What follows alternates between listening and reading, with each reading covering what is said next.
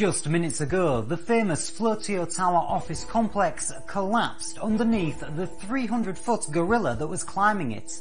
In the waterfront district, a giant lizard-shaped monster was spotted chasing after a food truck. Please stay calm and remain indoors unless your building is falling down around you. Hello everyone, welcome back to Grinning Wolf Games. My name's Asdin and this is our review of Kaiju Wars for the Nintendo Switch. Ever since King Kong's black and white debut to Godzilla's raise in Tokyo, we have been fascinated by giant beasts terrorizing humans and even fighting giant robots. Kaiju Wars is a love letter to its inspirations, which include Advance Wars, Pacific Rim and Into the Breach. You're the mayor of Flotatia City, tasked with holding off the overwhelming strength of the kaiju attack. You will be aided by advisors, whilst your chief scientist works night and day on the anti-kaiju serum. The game adds a lot of humour related to the theme, including mentioning some popular references. The aim of the game is to delay the kaiju from locating the scientist at least long enough to create the serum that will repel it. The monsters are extremely powerful and each has an arsenal of attacks ranging from linear blasts to scorching plumes of fire that will affect a large area on the isometric battlefield. They cannot be killed at all, only slowed down by throwing every tank, fighter jet and missile launcher you can produce. Though stubborn creatures, they are pretty predictable. It will head towards whatever target it's got its eyes on, and this helps the player plan ahead. They have a few different health bars which represents their movement speed. Each consecutive attack depletes the bars until the creature repels for a short while. If you played something akin to Advance Wars, this next bit will sound familiar. You can construct bases and airfields to deploy your army, albeit with a few differences. Firstly, there is a set amount of units per map, so as an example, you only get 2 tanks and 4 fighters, each costing $3. Once they are destroyed, they can be respawned and redeployed for only $1. Another thing to bear in mind is that the kaiju can and will trample over these bases and destroy them. Income will be generated every turn from allied buildings. Feel like you're underpowered? Say no more. Science is here to the rescue. You'll be able to eventually build super weapons that are far more effective at halting the towering beast's rampage through your city. These take a few turns to deploy from a lab on the map. As you progress through the campaign, the game will unlock different cards which help expand the complexity of the game flow. These come in form of projects which you can pick for each turn until you go through the deck, and dark projects which play against you.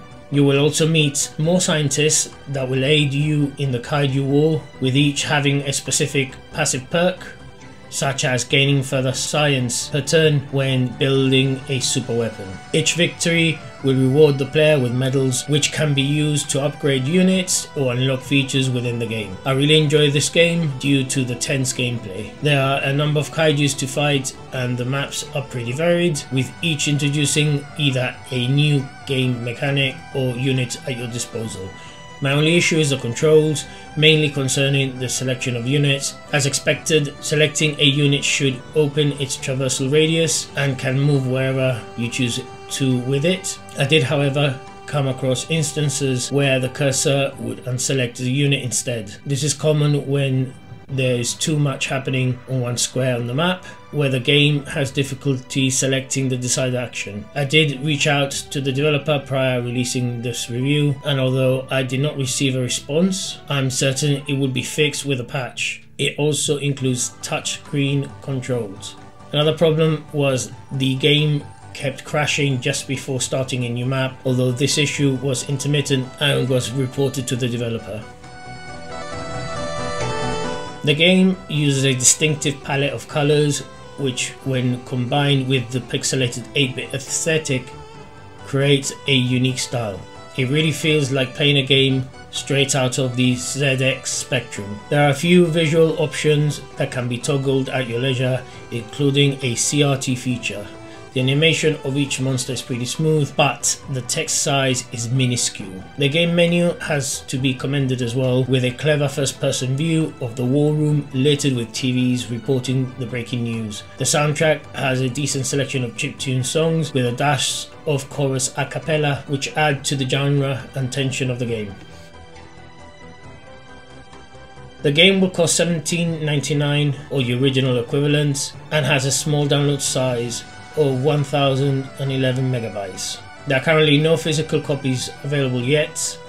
This is a great game and has lots of different battle maps and medals to obtain. It is easy to sink in many hours trying to get all of them, and failing that, there's also a weekly challenge.